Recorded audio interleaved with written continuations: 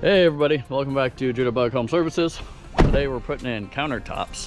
This is Corian. It's basically acrylic and marble or quartz dust is how it's made. It's fully synthetic. Pretty easy to work with material, and we're putting in a kitchen that I put cabinets in recently. And I've got a friend here working with me today, which doesn't happen often. He's my boss at my other job. So here's the countertops. We've got 3 of them. They're half an inch. They're not half an inch. They're 7/16 inch thick, but I only figured that out by measuring them. So we're gonna throw one up, measure again, because we should measure about 16 times before I cut once. Otherwise, it's all gonna go bad. Anyways, we're gonna throw this up and measure and cut, but I'll let you guys see it. All right, it only took me 6 tries. And I got the lines on there. So yay, there's lines. Look, there's a line, and a line, and a line. Maybe you can't see that, I don't know. Now we're gonna cut. I'll let you guys watch it, but you have to stay back because you're not supposed to breathe this stuff. Stuff doesn't feel good in your eyes.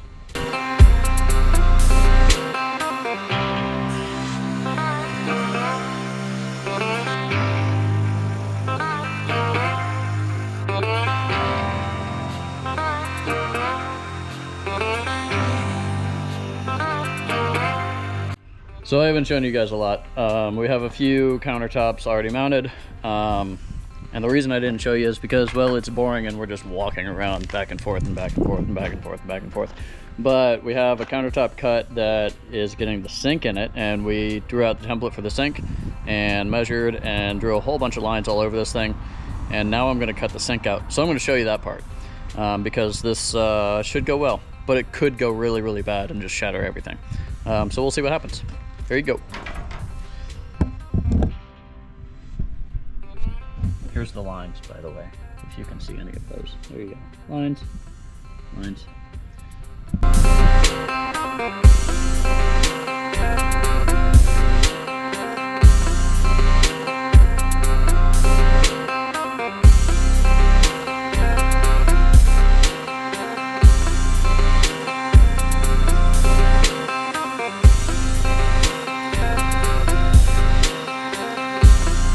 That almost went bad. I came right up to the line. That was too funny. What a jerk. That scared me.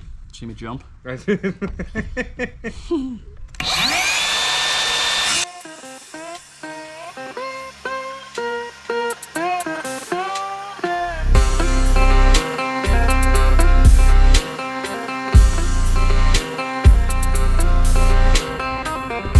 is exciting.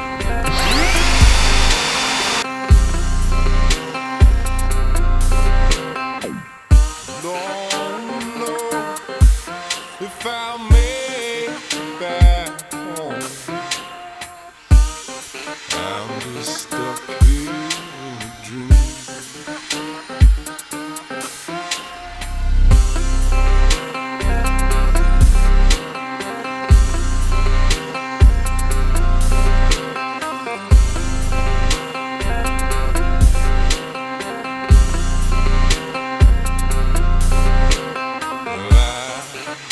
At the bottom of the ocean,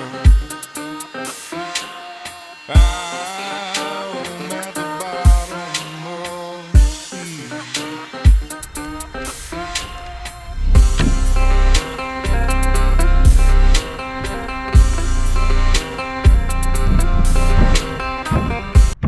Don't do this, okay? I'd hate to be mad at you for breaking it.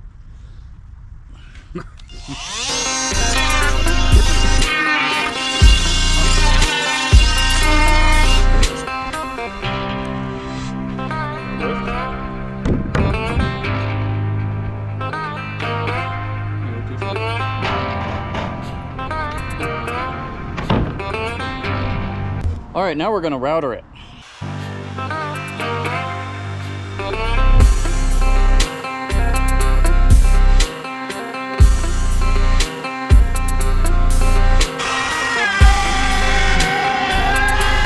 be a lot more of the same, so I'm gonna stop you guys. Hey everybody, we're on day 2 of the kitchen counter install project. Yesterday we got the counters installed, the main counters. I got the hole cut for the sink and the piece cut for the bar top, which is like the eat-in bar. I still have to attach that today, but I got the waterfall edge attached yesterday. I have to sand the seam for that so that it's a seamless seam, and then put the sink in. Once the sink is fully dried and installed, I can attach the garbage disposal and plumb everything up for the sink, drain and all that, and then put the faucet in. So I'm going to take you guys inside to show it to you, so that you can see what the countertops look like. Then I'm going to keep on moving.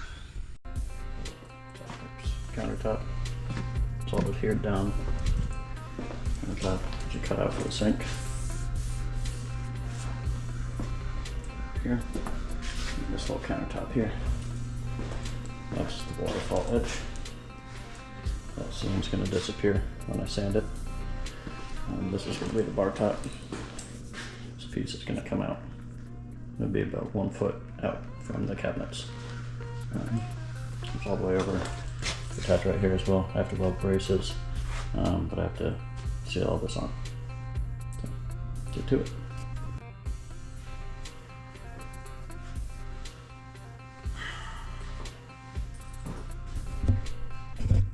Sink doesn't fit. Probably should have checked that the first time. If I made it back home, I'm just stuck here in a dream.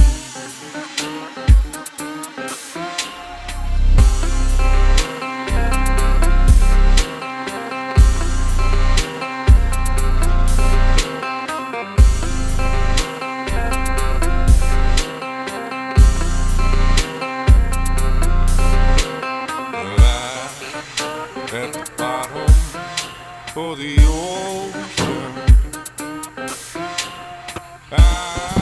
I'm at the bottom of the sea.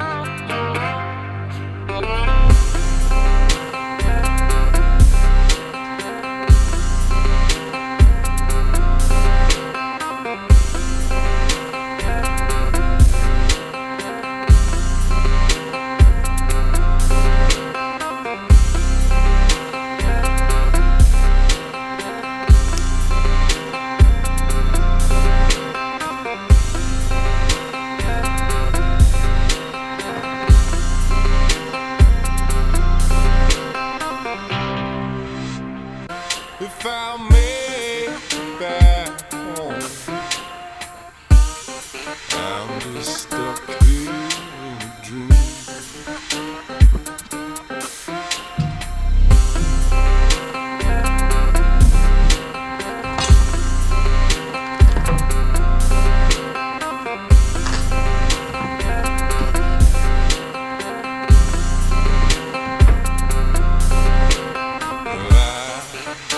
At the bottom of the ocean,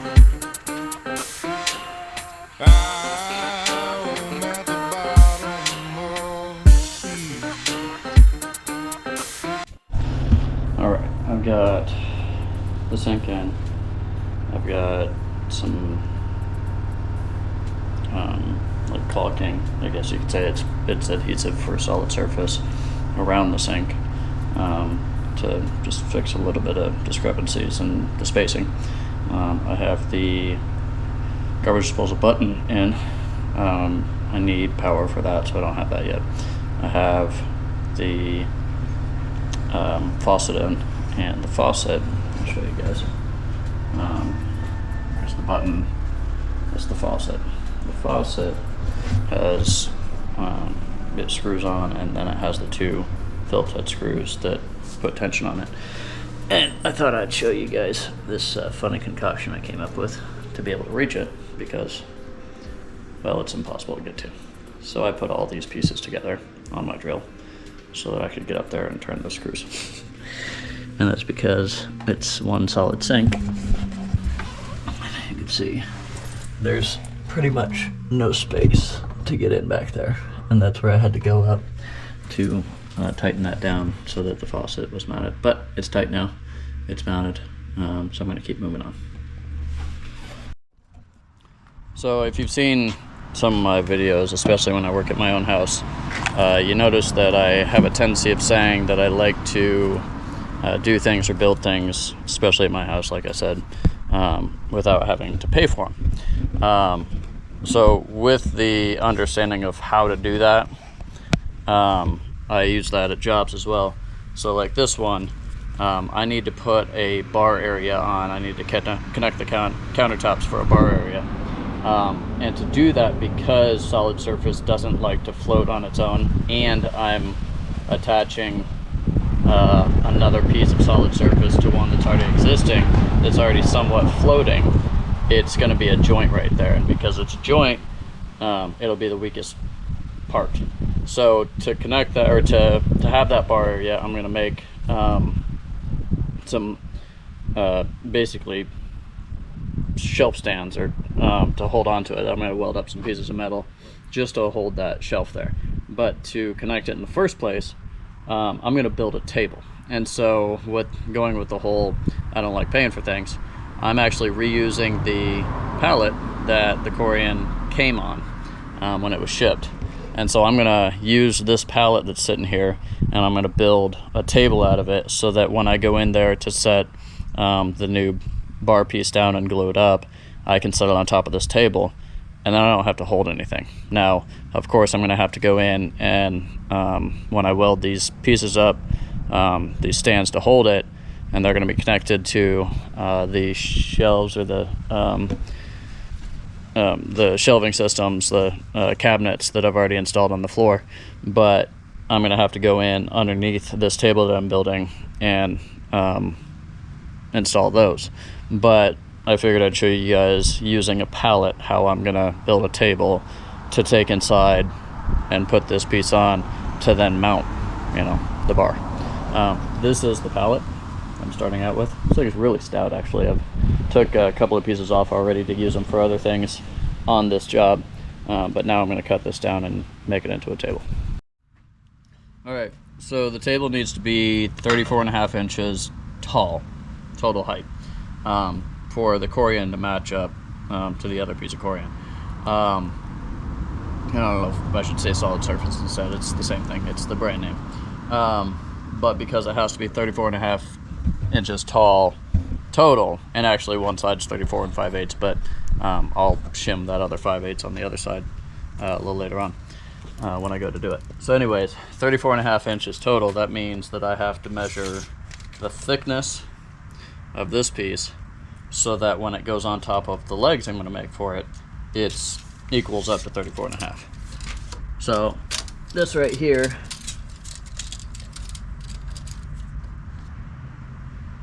just under 3 inches. We'll say 3 inches just to be safe. So that means I have to cut 31.5 inch legs. That side's already legs. I'll knock the pieces of wood off of this side, and that way it'll be good legs. Then I'll measure out and cut what I need to, so it'll be solid.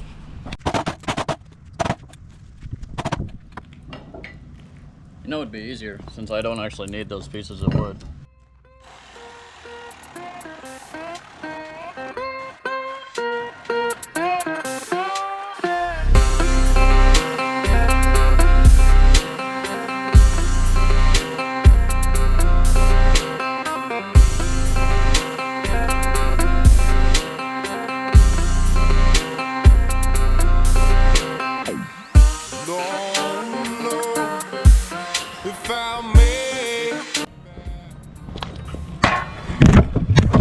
What are you doing down there? Looks like something broke that time. Yeah, camera's fine. You're fine. job right now, you'd be in trouble.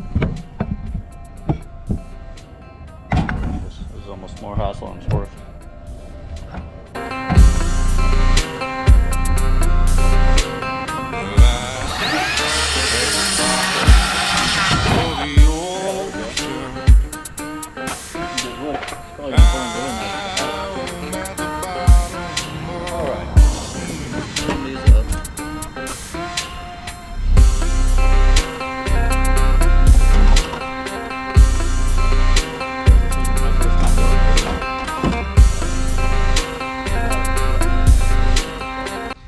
But because it's not the first time doing this type of thing at a job, I'm gonna measure them again.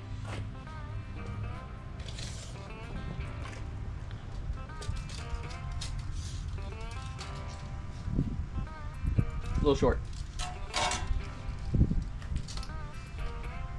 Dead on. That's fine.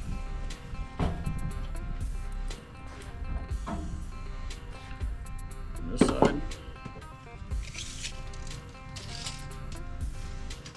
A little short. Dead on. Weird.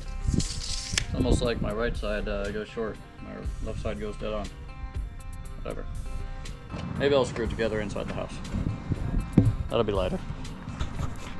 Alright, so I'm going to carry this thing in separately because I don't feel like carrying that much weight.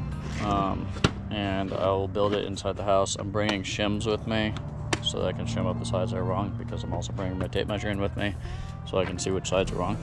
I'll shim it up and connect it shimmed, and that way it's no big deal. I'm only going to put one screw in each corner because I don't need this thing to last forever. I just need it to last while this thing's drying, so a day. But I'm going to take it all inside. I'm not going to show that because who cares watching me carry stuff. Alright, here's my makeshift table. It's wobbly. Needs cross braces, but I don't care.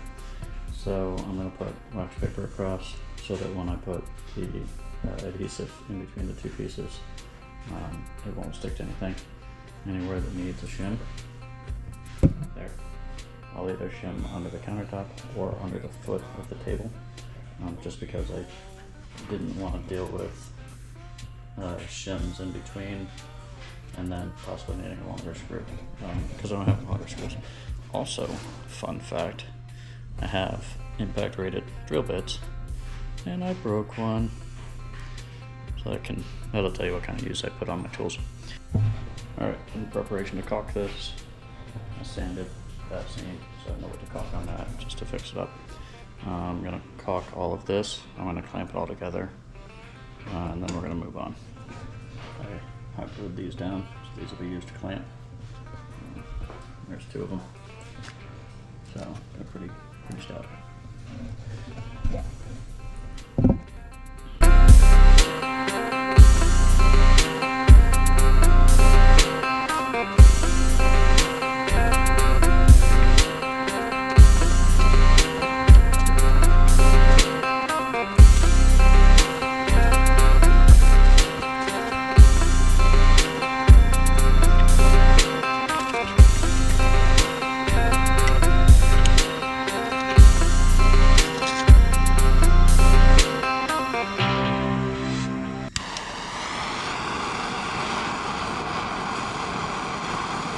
So I'm heating up these bends in this metal because I'm actually hammering them all straight so that I can mount them to the wall and work as bracing for the countertop. I still have to weld on some extra pieces to make them a little bit longer to the wall, just give me a little bit more attachment area. But then they're going to brace up underneath the countertop and just hold it up. Pretty simple. I might put a cross bracing in it. I'll see how strong it seems to me. But I haven't figured that out yet, so it's gonna depend on how it all turns out, how strong I feel it is, and if I feel that it needs that cross bracing, then it'll get it. And hopefully I will realize if it does need the cross bracing, I'll realize that it needs it before I mount it, because welding to this metal inside a house that's connected to something that's poorly affected by heat is not what I want to do. If it needs a cross bracing, it's either going to need to be detached, which means the table has to go back up, or I'm going to have to figure out a different way to cross brace without welding it. There's just no way I'm going to do that inside the house. Basically, I'm just heating up these bends right here, and then I'm going to hammer them once I feel like it's hot enough. I've done 2 so far. I've got 2 more left. This one and 1 other left.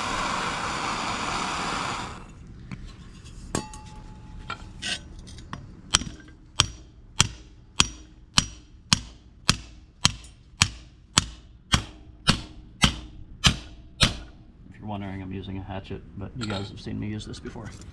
So I'll show you real quick the difference between unbent and bent, or unstraightened and straightened. I don't know. These 3 I've straightened out so far. This one still needs to be straight. So you can see from here the difference. Obviously one of them's turned backwards. I made a bad cut, but this one now has to be straightened.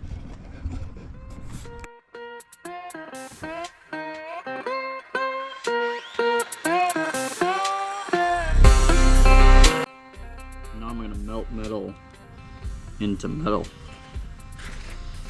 That sounds fun, doesn't it? Let's see if I can catch anything here. I'll try not to weld this clamp again. I've gotten really good at just welding my clamp all the time. If I make back home, I'm just stuck in a dream.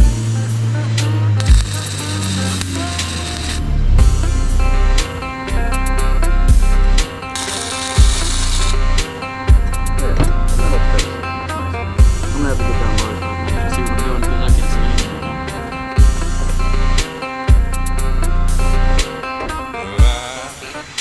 At the bottom of the ocean, I'm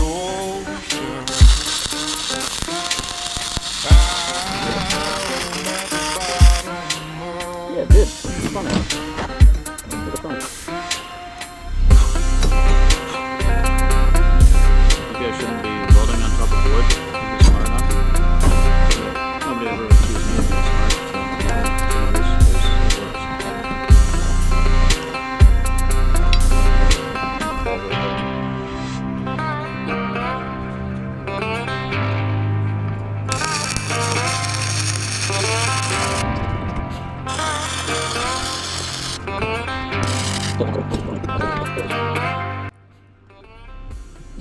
So I'm over here complaining about not having a seat, and I didn't even pay attention. I have a perfectly good bucket sitting here, so now I'm sitting on a bucket. Oop.